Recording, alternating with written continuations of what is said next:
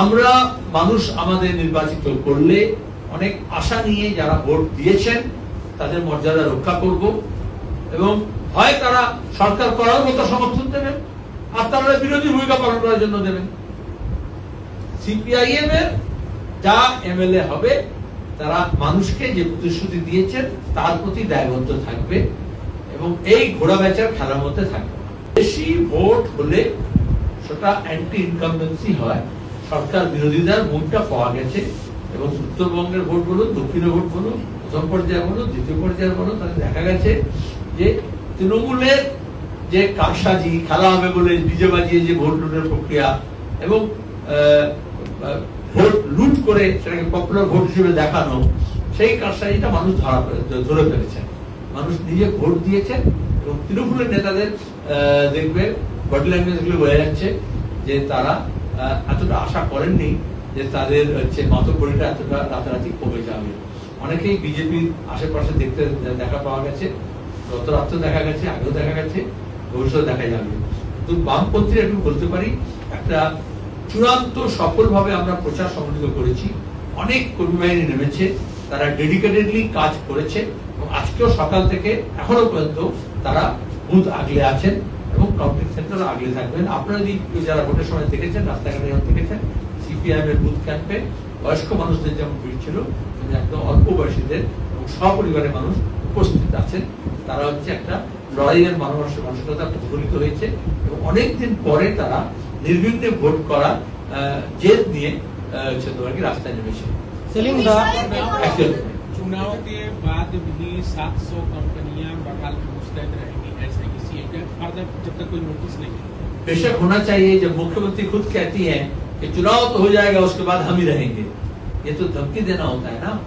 और कल तक आप देखे हो तृणमूल के एमपी, एमएलए, मिनिस्टर किस तरह से डर और भय का भावना बना रहे थे। इसलिए मैं समझता हूँ कि पिछले 2 चुनाव में भी हमने देखा है, चुनाव के बाद भी हिंसा ज्यादा भड़का है। 2011 में जब ममता बनर्जी जीती तो काउंटिंग के दूसरे दिन ही हमें 3 शहीद के घर पे जाना पड़ा था, वर्धमान, बांकुड़ा और पश्चिम मिदनापुर में। आपको याद होगा कि रिजल्ट निकलने के बाद बाई इलेक्शन में तमन्ना मर्डर हुई जब काउंटिंग चल रहा था। इसलिए चुनाव आयोग को यह व्यवस्था करना पड़ेगा कि लोग जब अपने मतदान कर रहे हैं तो उसके मतदान अगर वो फ्रीली करते हैं तो इतने समाप्त नहीं है, उसके बाद कोई भी धमकी नहीं आना चाहिए। और जहां तक वाहिनी का सवाल है, उनको नियम मान करके इंसाफ के डगर में चलना पड़ेगा। वो शासक के अगर दलाल हो जाते हैं तो ये शासक हो वो शासक हो, लेकिन उनको तो नियम मानकर चलना पड़ेगा। इसलिए हमें पुलिस रिफॉर्म करने की जरूरत है।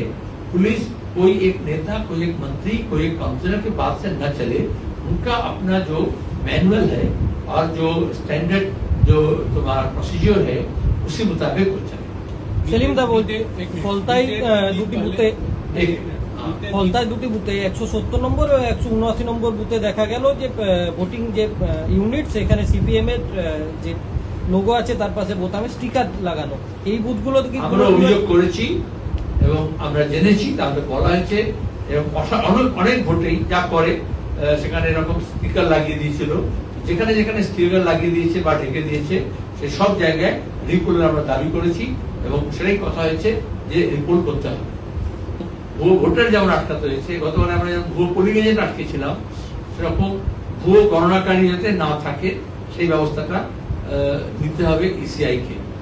এবং মানুষ যাতে আমাদের রাজ্যে এবং দেশে গণতান্ত্রিক যে প্রতিষ্ঠান তার যে মর্যাদা যাতে ফিরে পায়, গণতান্ত্রিক অধিকার ফিরে পায় এবং গণতান্ত্রিক পরিসর যাতে আরো বেশি প্রসারিত হয়, তার জন্য বামপন্থীরা যে লড়াই লড়ে এসছে সে লড়াই আমরা লড়বো। যাদের ভোটাধিকার গিয়েছে সে লড়াই যেমন লড়বে, কারণ অনেকে ব্যথিত হৃদয়ে ভোট দিয়েছে, একই পরিবারের কয়েকজনের ভোট আছে, কয়েকজনের ভোট নেই।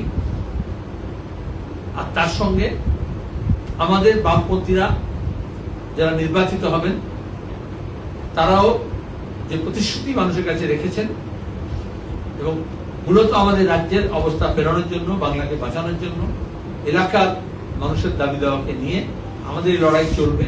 ভোটের পরেও সে অঙ্গীকার আমরা রাখছি।